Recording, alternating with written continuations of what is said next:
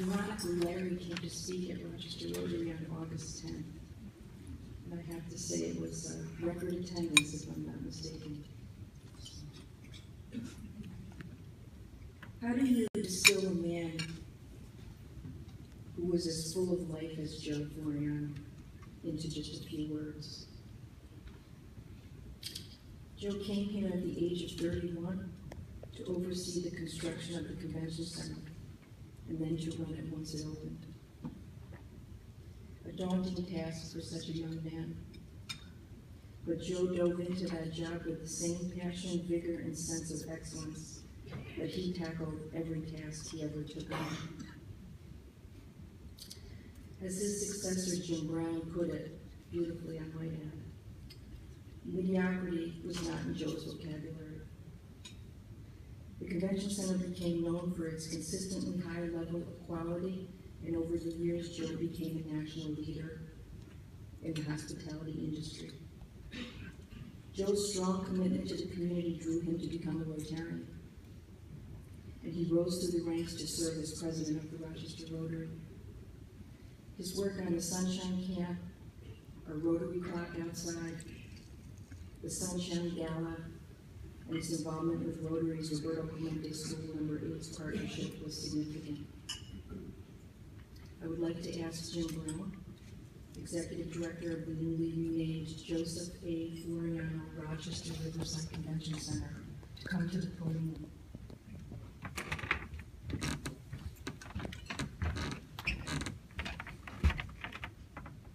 This is the inscription on this beautiful sculpture, Jim.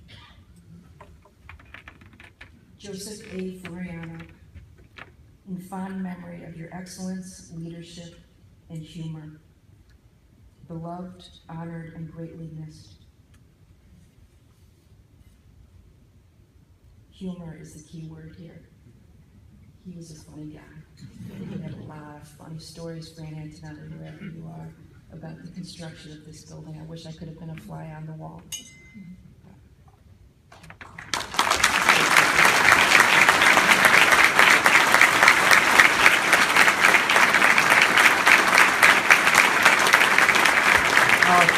Thank you, Tracy.